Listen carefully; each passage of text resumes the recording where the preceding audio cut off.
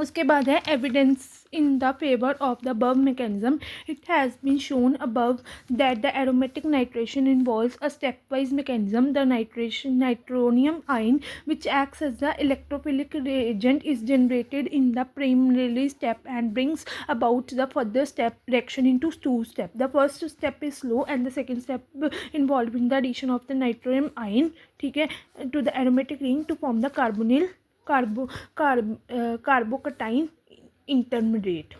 कार्बोकटाइन intermediate. Mechanism मैं पढ़ रही हूँ, देख लो ये मैकेनिज्म ऐसे लिख के देख लेना, ठीक है. ये देखो CH3 बेंजीन ही बना, C6H6 बेंजीन बना, NO2. जब आपने ये H1 ऊपर लग गया, एक NO2 लग गया, ठीक है. H यहाँ से अपने H1 कम कर लिया, मतलब 5 बन गया, तो इसलिए H1 ऊपर लग गया, NO2 हो गया. फिर H2SO4 C6H5NO2 प्लस H2SO4, ठीक है. ये मैकेनिज्म ईजी है, लिख के देखने में पता लग जाएगा. आगे पढ़ते हैं. This mechanism has been fully supported by the isotope टेरेमेटिक tracer technique as explained below, ठीक है.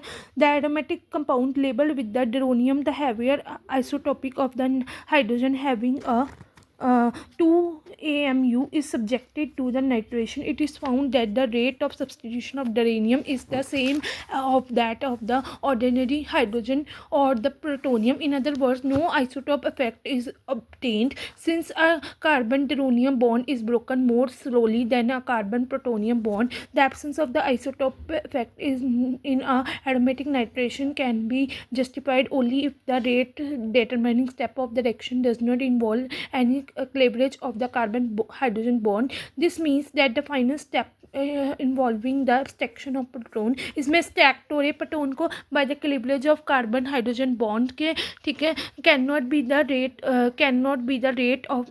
determining step. The step leading to the formation of carbocation must be the rate determining step as it does not involve any cleavage of the carbon hydrogen bonds, ठीक है. तो मतलब ये जो मतलब कि इसमें क्लीवरेज ऑफ कार्बन हाइड्रोजन बॉन्ड के बारे में बता रहे हैं, ठीक है.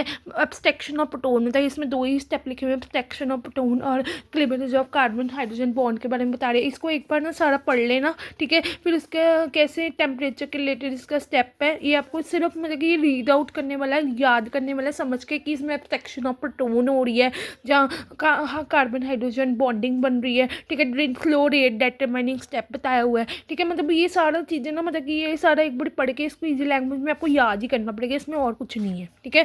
यहाँ पर भी देख लो जब बेंजीन को NO2 के साथ करोगे, एक हाइड्रोजन कम कर दोगे तो HNO2 बन जाएगा. फिर H2SO4 के साथ करोगे तो ये प्रोडक्ट बन जाएगा, ठीक है. ये सारा एब्स्ट्रैक्शन ऑफ प्रोटोन हो रहा है, जहाँ फिर carbon hydrogen slow rate determining step हो रहा है. मतलब कि ये आपको सारा याद ही करना पड़ेगा और कुछ नहीं करना, ठीक है. कंपैरिजन ऑफ अरीन्स को भी अल्केन्स के साथ करना है, ये टेम्परेचर के रिलेटेड मतलब आपको याद ही करना पड़ेगा, ये सारा याद करने वाला है, ठीक है. एक बार रीड आउट कर लेना, कोई डाउट होगा मुझसे पूछ लेना, मतलब कि ये आपको याद ही करना है और कुछ नहीं करना है इसमें, ठीक है.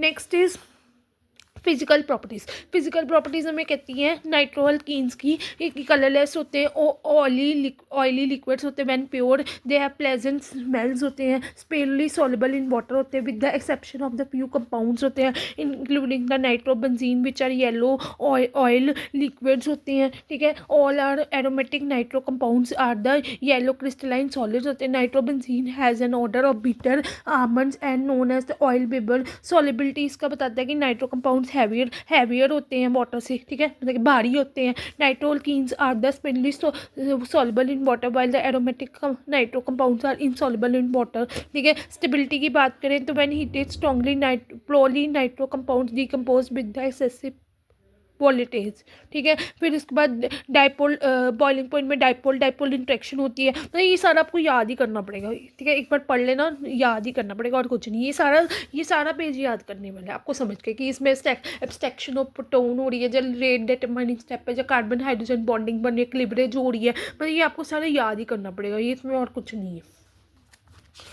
उसके बाद हम आगे चले तो क्या ये पढ़ लेना पीछे वाला, ठीक है. ये सारा एक बार लर्न करने वाला है कि सेक्शन ऑफ प्रोटोन हो रही है, जब रेट डिटरमाइनिंग स्टेप हो रहा है, जब सेक्शन ऑफ प्रोटोन हो रही है, रेट डिटरमाइनिंग स्टेप हो रहा है, जब हाइड्रोजन बॉन्डिंग फॉर्मेशन हो रही है, क्लीवरेज हो रही है, ये सारा आपको याद ही करना पड़ेगा और कुछ नहीं हो सकता इसका. ठीक है। उसके बाद हमारे पास है chemical reaction of the nitro alkenes. इसका ये थोड़ा सा टेट्रोमाइजेशन ओक है, इसको मैं कल थोड़ा अपने आप पहले समझ के टॉपिक को फिर आपको करवाऊंगी, ये अभी छोड़ दो। उसके पहले आ जाओ chemical properties of nitro alkenes का। फर्स्ट एसिडिक रिएक्शन में टेट्रोमाइजेशन थोड़ा सा अलग है, ये मैं कल थोड़ा खुद पहले समझ कर फिर आपको समझाऊंगी। सेकेंड स्टेप पे आ जाओ रिडक्शन ऑफ नाइट्रो अल्कीन्स की। हम सेकंड से स्टार्ट करें, फर्स्ट वाला मैंने थोड़ा सा मुझे डाउट है, पहले मैं खुद समझ के फिर आपको कराऊंगी। सेकंड वाला देखो reduction of the nitro alkanes की से हम शुरू करेंगे। Nitro compound, nitroso compound, substituted hydroxyl amine और प्राइमरी अमीन, ये हमारे स्टेप है रिडक्शन की। ठीक है, रिडक्शन में पहले नाइट्रो कंपाउंड से शुरू होगा, फिर नाइट्रोसो बनेगा, फिर सब्सटीट्यूटेड हाइड्रोक्सिल एक्साइल अमीन बनेगा, फिर प्राइमरी अमीन बनेगा। ठीक है, पहले नाइट्रो कंपाउंड बनेगा, फिर नाइट्रोसो बनेगा, फिर हाइड्रोक्सी एक्साइल अमीन बनेगा और प्राइमरी अमीन बनेगा। ठीक है, रिडक्शन में पहले देख लो। ठीक है, रिडक्शन में पहले नाइट्रो कंपाउंड बनेगा, फिर नाइट्रोसो कंपाउंड बनेगा, फिर हाइड्रोक्सो अमाइन अमीन बनेगा और प्राइमरी अमीन बनेगा। ठीक है, ठीक है। टॉटमराइजेशन में वखरा आपको सेपरेटली कराऊंगी, इसमें मुझे थोड़ा डाउट है, पहले मैं खुद समझ के फिर आपको समझाऊंगी। ठीक है, इसको अभी छोड़ दो। सबसे पहले रिडक्शन ऑफ नाइट्रोमीन्स, सो RNO2। ठीक है, पहले नाइट्रो कंपाउंड बनेगा, फिर नाइट्रोसो कंपाउंड बनेगा, फिर उसके बाद हमारे पास RNHOH बनेगा, फिर प्राइमरी अमीन बनेगा। ठीक है, ये आपको याद करना पड़ेगा। पहले नाइट्रो कंपाउंड बनेगा, फिर नाइट्रोसो कंपाउंड बनेगा, फिर हाइड्रोक्सो अमाइन बनेगा, फिर उसका हाइड्रोक्सो अमाइन बनेगा, फिर उसके बाद प्राइमरी अमीन बनेगा। ठीक है, ये आपको स्टेप याद करना पड़ेगा। पहले यहाँ तक ये याद करो, पॉज करके वीडियो को कोई डाउट होगा तो मुझे पूछो।